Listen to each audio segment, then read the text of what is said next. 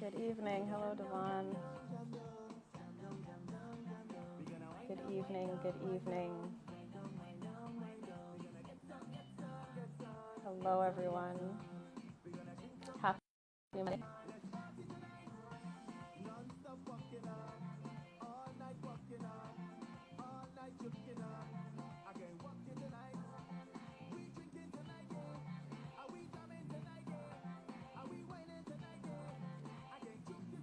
Hello, hello. Make sure you share the live. We have a great guest tonight. If you haven't checked out my page, make sure you check that out.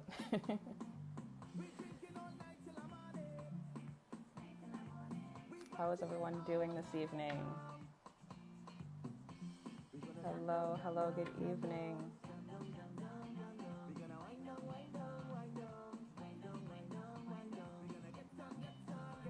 Make sure you share the live.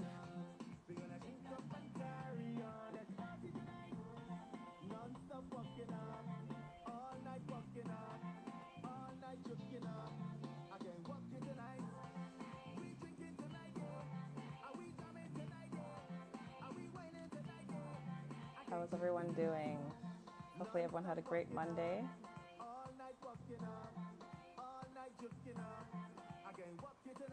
It's a little cold here in Alberta right now because winter is literally around the corner. So just preparing for that. But yeah, trying to stay warm, drinking my tea.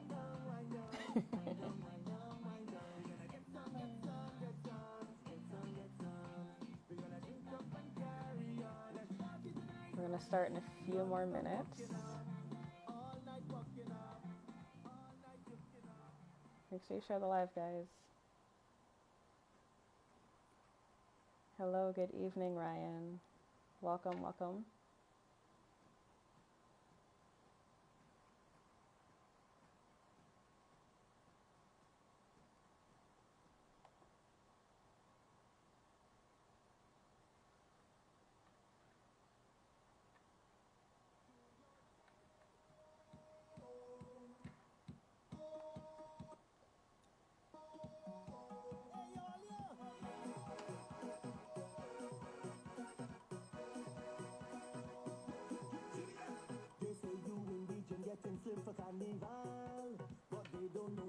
How's everyone doing? Everyone's quiet tonight. What's going on? What's new? How's your Monday?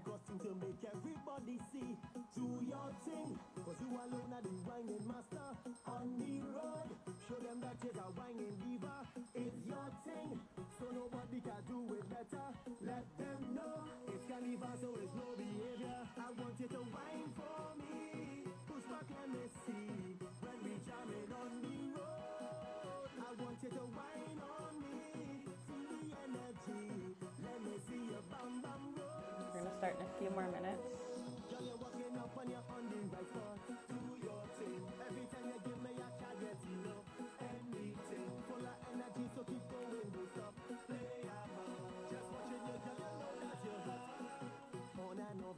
Hello, Earl. How are you? No one could match your skill, baby, not even close. So show off for you and your friend and the brag and boast. Do your thing, cause you alone are the winding master on the road. Just waiting for a few more people to join. Hopefully you're doing well, Earl. So you're keeping busy.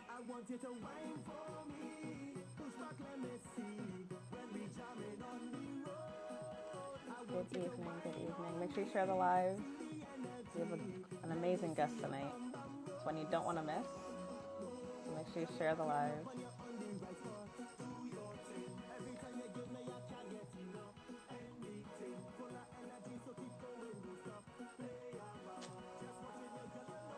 I appreciate that, Earl. Thank you.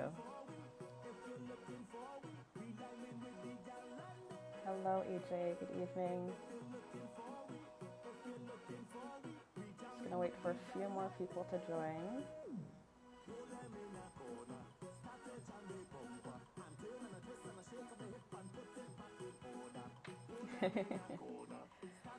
How are you doing this evening, EJ?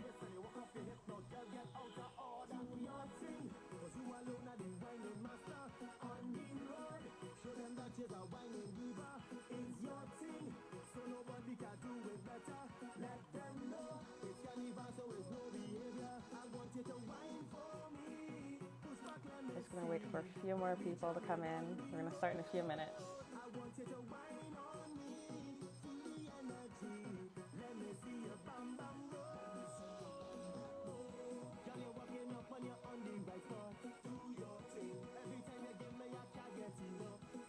I see our guest has arrived.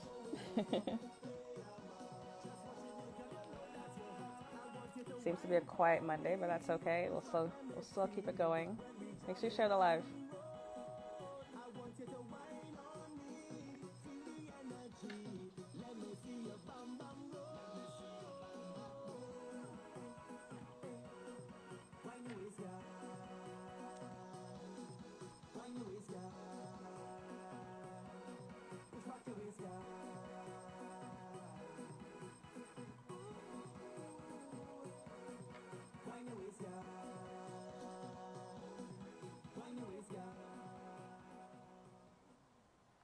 So, hello, I see we have some new people on here. Welcome to All Things Pan. I am your host, Danielle George. We are sponsored by Pantastics868, so make sure you check them out on Instagram. They have everything from tenor sticks to bass sticks. If you live in the States or Canada, make sure you message me. I can try my best to get it to you faster. So, for those that are new to this page, we normally talk to panists, arrangers, tuners, pan enthusiasts, builders about all things pan. But this season, I thought I changed it up a bit. We talked to a few panists, parents that I've had on here before. Today we have a special guest. I cannot wait to bring him on. He is a radio personality, Soca artist. Okay. What up? What up? What up? How are you, sir? You hear me? Firstly, let me say apologies to all your viewers, listeners, everybody who's on the live for my tardiness, one, and the fact that I'm mobile, two. But that's okay. But let's give love to technology that we can still do it while I'm mobile. See, the great thing about technology.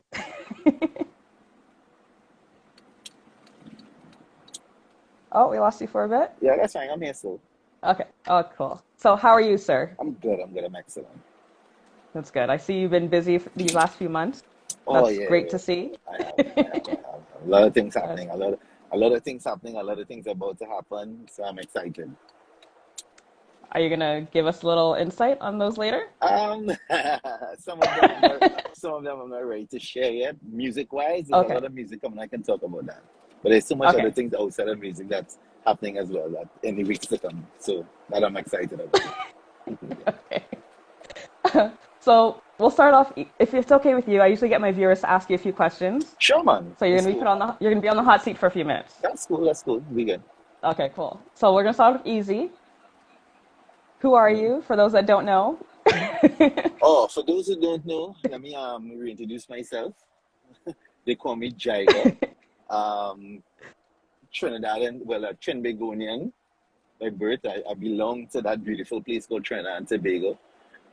Yes. Soca enthusiast, father, friend, and again, Soca enthusiast. Great is the art form. First and foremost. First and foremost, and will always prevail.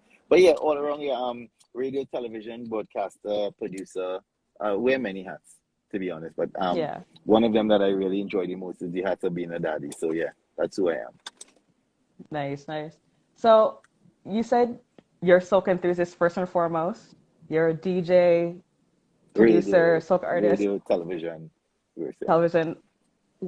How did you fall into all those hats? Like, what made you decide to be a DJ, a Soca artist? Well, the DJing came from the love of music, as from a tender age, from as a kid, and in my early teens, I loved music. So that is how the DJing part of my life started.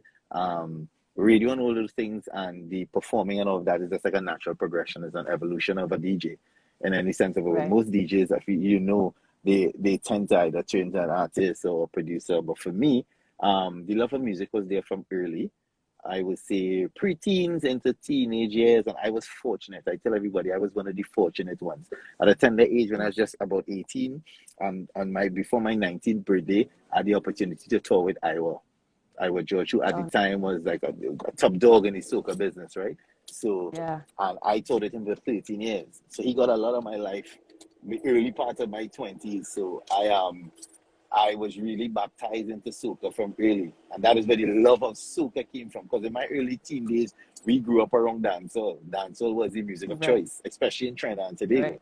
That was the music of choice. But I was fortunate enough to be, to be around him and get that teaching where the soca is concerned. And that's what I did from then to now.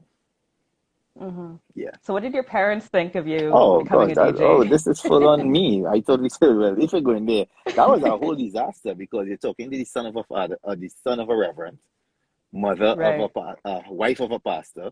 So that is the household I came up in. At no point in time, well, let me be honest. My parents were very supportive. Not all, at the beginning, it was touch and go. Because if you understand West Indian culture, you know that there's a particular way that you're supposed to grow up. You're supposed to listen to your parents and then get a job and just fall into like a natural flow of things. But for me, it was different. What the things that they wanted for me, I didn't want for myself. I understood at an early age what I wanted for me. So I made the decision to pursue that. And when they realized that in my pursuit of that, I made sense and I just wasn't wasting time, and they supported me 100. That's good. So how do you balance, you said you're a father of two? Two how kids. do you balance music and your family life? That's been a struggle. It's not a secret. I been through my struggles. Back in 2016, I suffered depression for a little bit. Seek the help that was needed. Since then to now, I constantly therapy. I have a great relationship with my therapist. It is a struggle. It's a work in progress every day, and I encourage everybody to find help or seek help if you need it, because the world has changed. Things have gotten different. It's not the way it used to be. The way how we perceive things long time is not how it is now. So you have to seek help not only from family members, but from anywhere that you can find it. Because the randomest place you might go and find somebody that might be relatable to you. And energies don't lie. When you find somebody, you find something that creates or gives you good energy. You need to hold on to that, especially in these times. So for me, the balance came from looking into self, me actually wanting to be good. And a lot of things suffered along the way, like musically. My musical journey started really nice between the years of 2012 to 2015, 2014. 2010 to 2014 was great. 2014, it took a little hit because I went through some things. And 2016, it hit me really hard. And I battled with that for a little bit, but was able to come out of it. And 2020, ironically, is the year I had earmarked to jump back in and really focus, because the kids were a little older and I was feeling a little better. I'm not 100% healed, but I'm at the point where I felt I had what it takes now to go back into it. And my first attempt was come take a little jam on the inside. So I don't think it's bad. We appreciate that song, by the way. Thanks a lot. Yeah.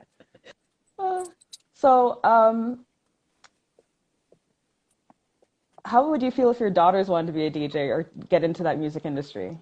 They will be a little better off than me, because they will have first-hand information of the struggles. I will always make available to them the information.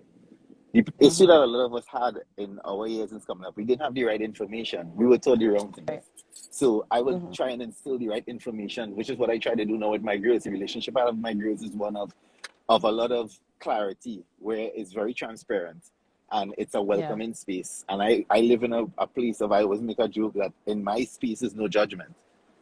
Right. In my personal life, with my relationship with my girls, family, friends, there's no judgment. You can come to me, and I think I always say this: it's always good to get comfortable having uncomfortable conversations. So when you can get that from anybody, it makes things a lot easier. So I don't think if my daughter decide that she want to be a DJ, she has to be the best female DJ the world has ever seen. I can tell her that much. Yes. So she had to be the Rihanna. Sure. She had to be the Rihanna DJs. You think so? Nice, I would support it at that level once that's what she wants. But also making her understand that there's some layers in life that you just have to have. The pillars that you just have to have. The foundation is very important in anything you do. And that is when you get the cliche term about stay in school, education is a must. I believe in the education is a must and stay in school, but stay in school to really educate yourself on things that are going to really help you in life. Not necessarily try to stay in school to study some sort of algorithms that you're never going to use in life, or that's the best mathematician and they end up working Burger King. It makes absolutely no sense. So I believe you should use school as a stepping stone to help and strengthen what you want to do in life, and find the things that you want to do and find where you need to be academically to accomplish that and pursue those things, as opposed to just going to school for going to school's sake. You dig? Yeah. Amen. 100% agree with you. So since we're on a All Things Pan podcast, we're going to sneak in some Steelpan in there for you. All right. A little question for you. So since you're in Trinidad, how do you see Still Pandas and where they are now from before? In full disclosure, and to be quite honest, I'm not the best pan person. I'll be lying. Like if I tell you I can call 10 big top pan sides, I'll be lying. I can tell you 5. The top 5, which is like the Exodus and the big names, the All Stars and them. But my perception of pan in the state as in now is that I felt as though pan people were a little too cliquish over the past 15, 20 years. And they never allowed young people to embrace it to the point where making it cool now. I live in a world of, I think things need to be accessible to people and presented to them for it to taste nice on their palate. Why ice cream is a big seller is because when you put that cool thing on your tongue, it gives you a sensation of happiness. And if you don't have that sensation of happiness in things that you're doing, you're just not going to want to do it. And nobody ever presented pan to the young generation to make it happy. It was a case of like you're doing it in school, or you're going and play pan because your uncle used to play pan, your father used to play pan, you carrying the pan yard, so you're going to play pan, but you're only playing the pan songs that them just play, and everything had to have a whole set of long running riff and nobody could sing to that shit. Let me be honest. I talking about if you do it in a way where we can sing and dance to it and do and play the music that is, that play the music that is common, I think it would have been in a better position than it is now. Right. You understand? So as a soca artist, have you ever thought of integrating Steelpan into your songs, or thought of if I make this song, would a Steelpanist be able to play it? Have you ever? Yeah, of course. Yeah. Those songs are always the better songs. Perfect example, Come Take a Jam on the Inside is one that was played by pan, a lot of panists, and a lot of the younger pan people and me have great relationships. You understand? Good. From the younger generation of pan men and myself, really, really cool. And because I have that understanding and respect for the art, I can't say great is the art form and not respect all facets of the art form. And Soca is one of the Pansori is one that is really, really, really important in our world. So I give it the respect that it deserves. And yes, I always think about that. You always think that the song that you produce, once you can recite it, once it could be played on pan, it's kind of a good indication that you're onto a hit song. Like I say, like, for instance, Stranger, as I always tell people every time I have a chance, is the greatest soca song ever written. It's because you can have a conversation. I'm a stranger, son of a pretty girl. I came down here for the carnival. Soca music, have me in a chance, want to play mass, teach me how to dance. Easy peasy. Yeah. And it sounds beautiful when played. You understand? So I honestly believe that you should have the option of, or you should think about it when doing it, and that's how I feel. Yeah. Do you think more soca artists should follow in that same footpath, or do you think? No, well, to each his own. To each his own. I'm just saying that it's always an honor when somebody takes your song and plays it on pan. Most soca artists really feel honored when that happens. Right. Because you can you feel a sense of accomplishment, because that's not really it. You feel a sense of accomplishment because it's like, hey, like they're playing my song on pan, so you feel as though you do something. So yeah, I think they should, But to be honest, I don't think you're going to the studio trying to build a song to play on pan. While creating music and creating a vibe, it sometimes morphs into that, and somebody comes along the way and say, "Hey boy, if you play some pan, it will sound good." And that's kind of how it goes. Sure. Yeah, for sure.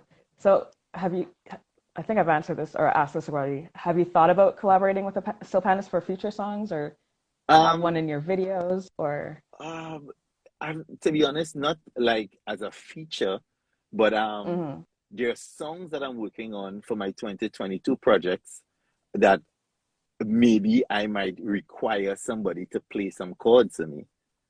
But I know how I use, everybody know how I use them. This year, I kind of show my hand. People know, none of them are favorites. It's just because they're accessible to me. There are a couple of them that I use regularly. I use, you understand, Chuckery. Men who I'm cool with on my phone, who I can just call and be like, yo, bro, I need help. And them fellas will come and do it for me because that's the kind of relationship we have.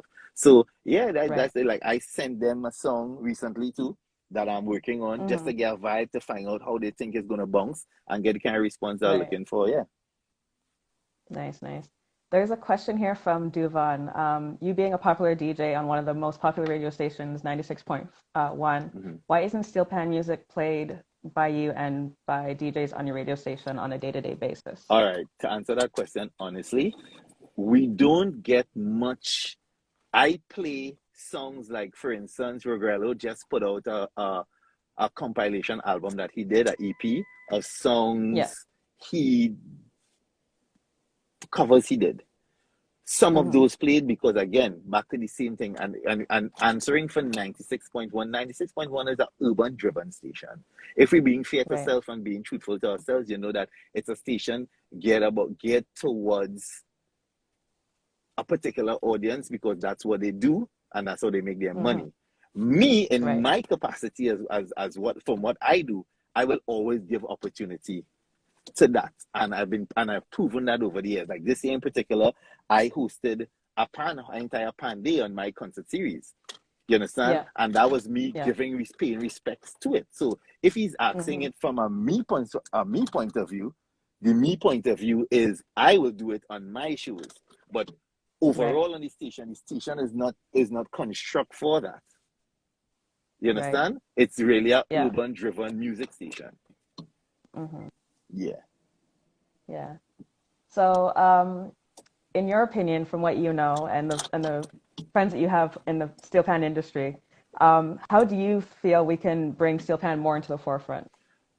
What I said earlier, what we need to hear more of is what those do, like Devon Stewart, and men like, and the names I called before, what they do, they need to multiply themselves in droves. We need to have way more of them. You understand what I'm saying? You have to have more of them in order for the thing to really penetrate the way it needs to penetrate. Once you have, if we can multiply them by the hundreds, it's fine. But remember, you wait until Panorama time, and most of the times you hear songs that was arranged for a pan side that really disconnects with the regular party goer. I believe if they like how you have rhythm sections in parties, if you get a couple youth men who understand the source, want of a better word, and you start featuring them like in a little dance, and they can put on a show, like what I tried to do on my concert series, how I featured both of them and give them a list of songs, and they jam to the songs and we put on a show. If you can do that and have it create a movement where people start seeing it more, it might generate a different vibe. But for right now, if you're being honest, what pan is now to this now generation, they're not going to gravitate it because it doesn't appear cool. What appears cool is what they do. The style and the flair and how Devon Stewart and them just carry on. Like when he playing, it's magic. It sounds good. It feels good. It's a whole energy. We need that energy multiplied by 1,000. You can't have that. There's a handful of men doing it. You understand? And that's the issue. Once you can get more people to do it, and like it's like when I had the dream to do Soca Star, I did a TV show called Soca Star. My energy was wanting young people to gravitate to soca in a different way. Gravitate in a way where people are going to hold on to it and love it forever. You understand what I'm saying? And I incorporate the street with it. Because really and truly, let's be honest, a pan man has more identity than a soca artist. Soca artist has no identity. If you walk down the street and you see a man right now in a fitted hat, flick to the back and 2 diamond chains with name on it, you know he hip hop.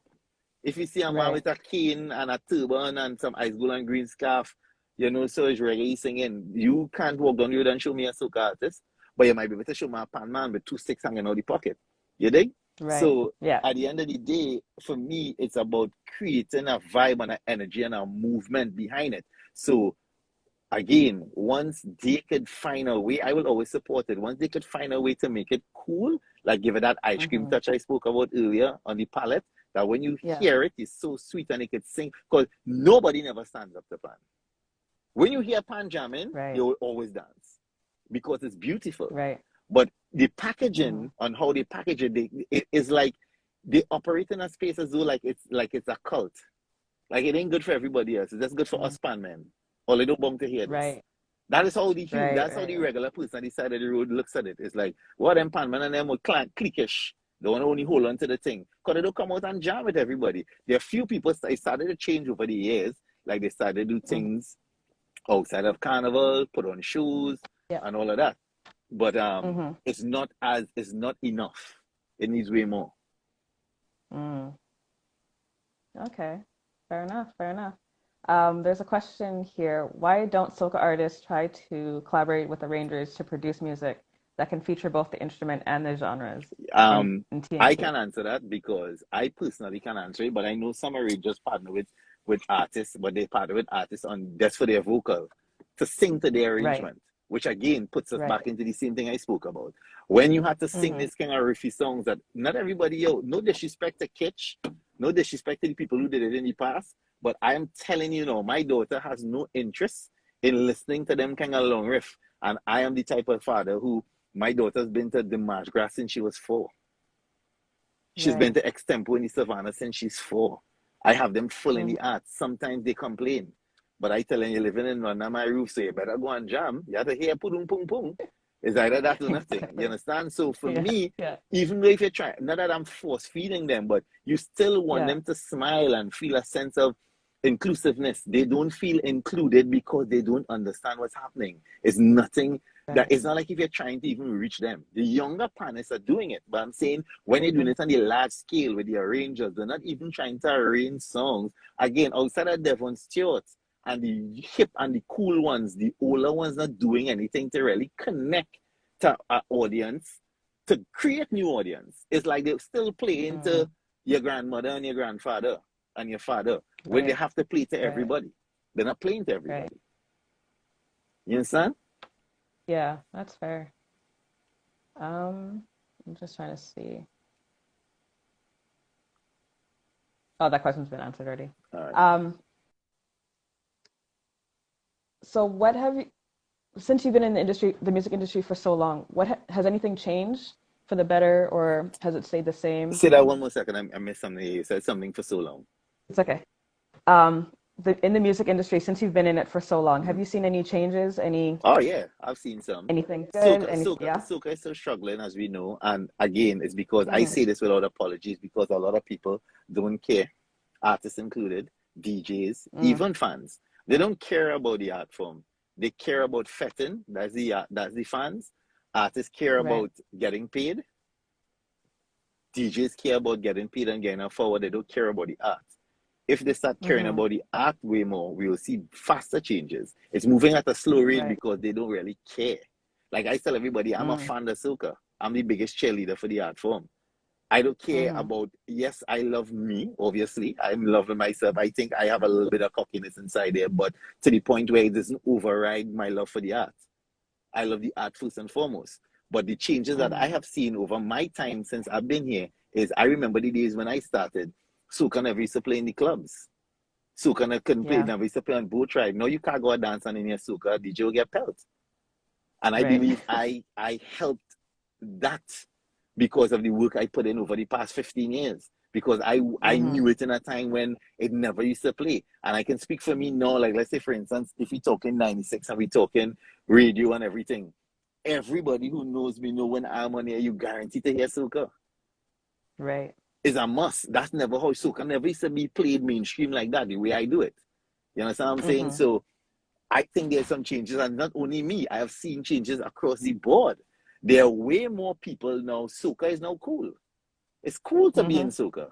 Soca is now a cool genre. It's cool. Yes, we ain't getting break like Afrobeats and things just yet, because you have to understand numbers and the fact that there's a continent with a whole set of people. Different arguments you can bring to the forefront. But first and foremost, we just need to encourage each other to care about the art more.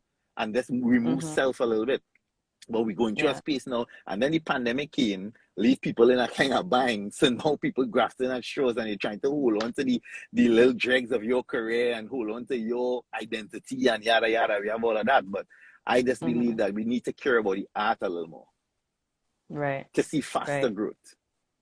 Right. Do you think soca artists should be, I live in Canada, so I'm not seeing it as often. But do you think soca artists should be releasing songs throughout the year instead of just for the carnival That's season? An argument that we hear all the time, but that's because people focus on one island alone when they hear soca. Soca music never stop producing for the entire year. Right. But we have been brainwashed into believing that if it didn't come from Trinidad, it didn't come out at all. Garbage. Soca is soca. You understand? I don't care where it come from. Right. Because if you want to compare it to hip hop, there's East Coast, there's West Coast rap, there's all kind of down south, all kind of thing. But hip hop is hip hop. We need to understand that soca is soca, but it produces all through the year. But people are because the energy of Trinidad has been dominant for so long, we believe if it didn't come from Trinidad, it ain't coming out.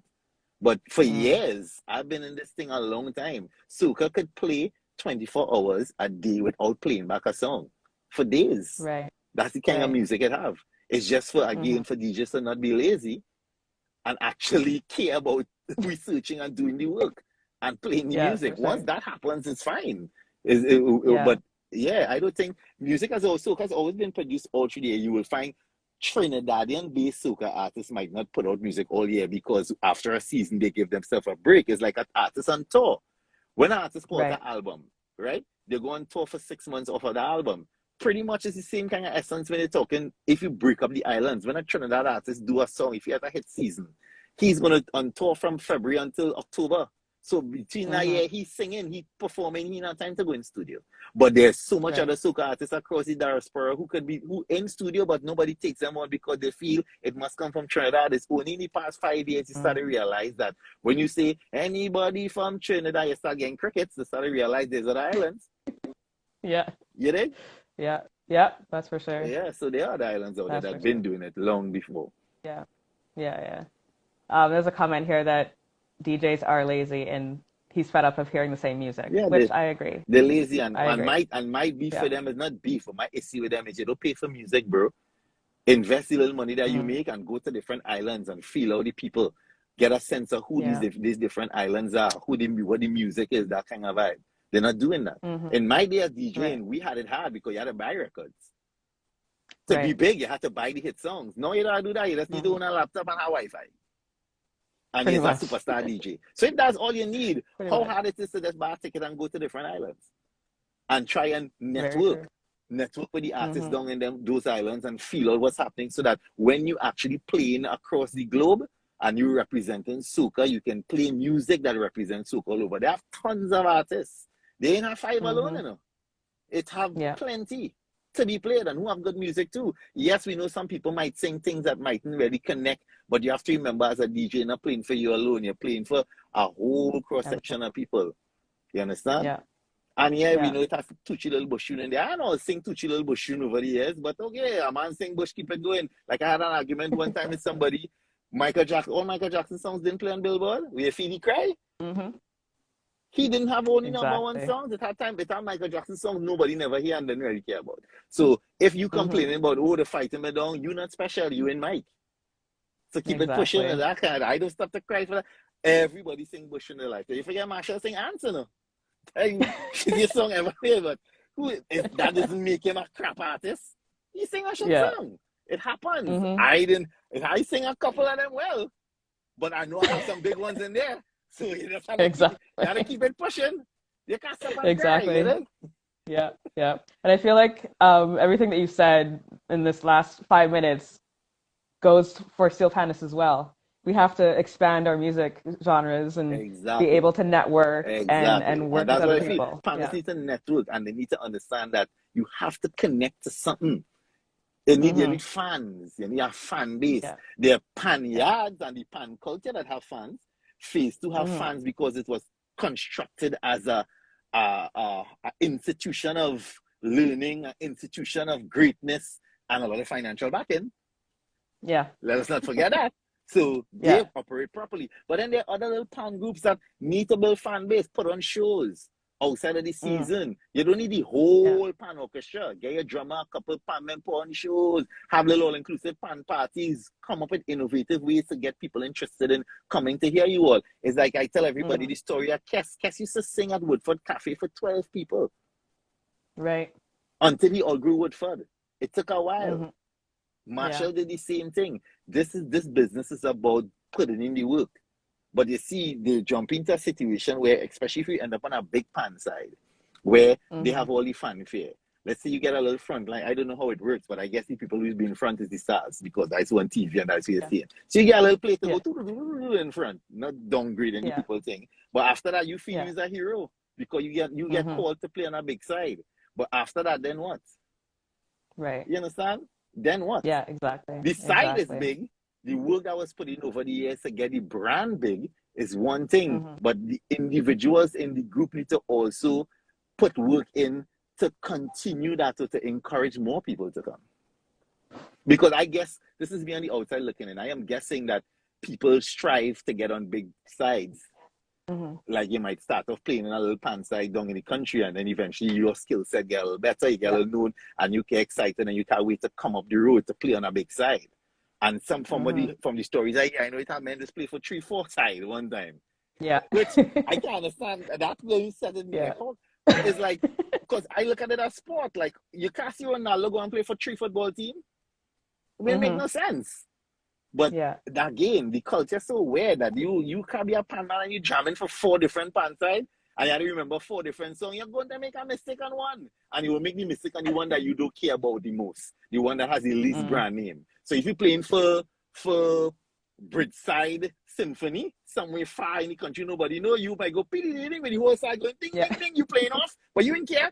You still send the Bridgeside, we ain't care about them because why? You playing for Fun Claire, you playing for Phase 2 up the road, so you good. Or with Exodus or somebody. Once you're there, you fine. So the rest could kick rocks, you know? But again, the mindset had to change. There's a lot of things that have to change. But I honestly, my humble opinion, just believe if they include a little more people, a little more inclusiveness could go a long way where pan is concerned. Exactly. So what is the one we're gonna lighten it up a bit. What is the one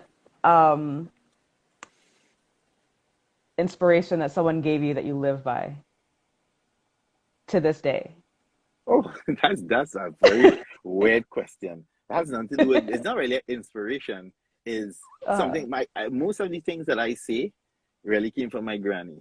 Some of the key things that she instilled with me, one very important one is don't let people think burn your eyes. I live with that. And the comfort of it is greater than it itself. The thought of it is greater than it itself. So I have kept those lessons from since I was 15 to now. So I operate in that space. You know, I don't really let other people think hurt my eyes. You work hard for what it is you want.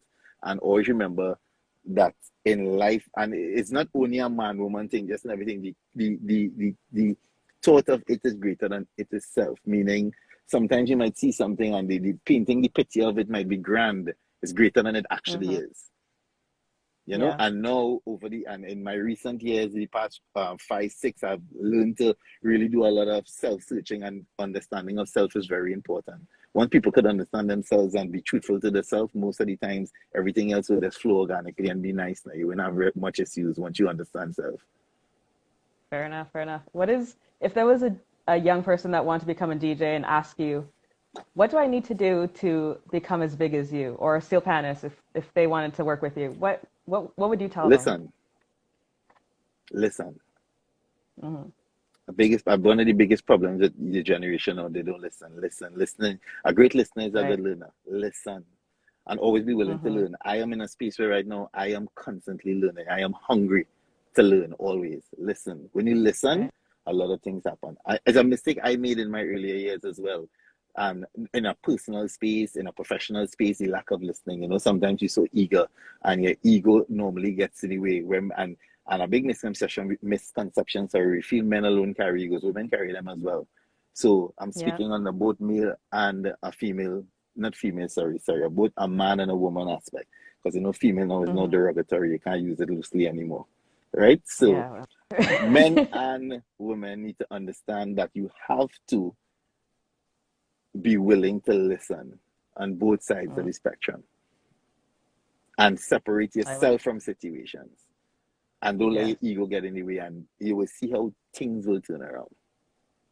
You're preaching right now, because the amount of ego that is in the Steelpan community, it's hindering.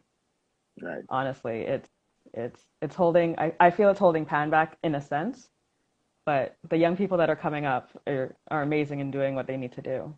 So yeah. As I see them, as I say, they don't go unnoticed, and as much as I can, I always use my platform, and I always listen. When somebody calls, I'm always willing to listen, and I will always use my platform to try and see how best I can help. Because there's a guy who does a youth pan thing every year, and every time he hits me up, and I always try to do the little drops and to encourage people to go on the page and yada, yada, yada. I've never personally been in this space, but I know people do things, and there are a lot of people who try, and I will always give up my time whenever I can. That's good. Yeah, that's good to hear. That's good to hear. Is there anything, I know we spoke about it earlier, you have some projects and stuff coming up. Those it's just what I can say is, over the past year, I've been fortunate to collaborate with some amazing people, and some of those collaborations are going to come to fruition very soon, and I'm just excited to see how people accept them. I think it's a body of some amazing work, and not only musically, other things as well. And I'm excited to see how people are going to take it. But I live in a space right now, as I say, everything I do is about just being emotionally intelligent every step of the way. Yes. Yeah. You think so? That's what it is. Yeah. Awesome. So before we leave for the evening, if anyone has any questions, please feel free to put it in the question bubble. We're going to get to know you a little bit more. What is the one thing that no one really knows about you? I love to stay home. Oh, yeah. Really? Yeah. Fun fact. You're a homebody. Love home. Yeah. Bad. Yeah. Bad. Bad. If I could do everything from home, if I could record, do everything from home, I'd do it. Well, we live in a Zoom world, so technically you could. Yeah, but it's not the same. But yeah. But no, for me, that's a fun fact. I really love home. Yeah. Yeah. Love Have inside. you always been that way, or has it just kind of love inside? Yeah. I see people see you and think that because of how my life has been over the past 20 years, is the life of public, being out, being a social butterfly, and I do it because it comes with the territory. I understand the territory. It's a saying I always say, I know and understand my beast. So I operate in that space. But if asked, as you just did, I really enjoy being home. Yeah. But I understand the assignment, and I know what I have to do, and I get it done. That's good. Someone asked, so when are you coming home then? Good one. Soon. I'm coming home soon. I'm coming home soon. That's funny. That's so funny. Is there anything else you'd like us to know? Anything? No, that's cool. It's so amazing that the night worked out, in all honesty. No fault of hers. I honestly forgot about the interview, guys, so my apologies. And she was so kind in facilitating now, and I am literally parked in front of the studio because I'm going to record a song that I've been trying to record for the past 4 months. Wow. Yeah, I'm literally outside. Do you want to take us in with you? Oh, no, we're not doing that. Right? But I'm literally parked outside the studio to go in right now. So shout to my boy Boise, who must be inside there wondering why it is I am unalive when he is in a session waiting for me to come in. So Boise, if you're on the live or you happen to pop in, and my apologies are coming inside now. So then we'll let you go. All right? So cheers. Next time we'll catch up when I'm a little more relaxed, and hopefully you'll invite me back again and we can catch up some more. Of course. All right? Of course. Thank you for coming on. I appreciate that. Have a good night. Cheers, you too. So I just want to thank you all for coming in, watching the live All Things Pan. I see we have a lot of new guests. Um, Good night, good evening. I am your host, Danielle George. Um, so next week we have another great guest. Make sure you tune in live next Monday. You guys all have a great night, a great week, and I will see you on Monday. Bye.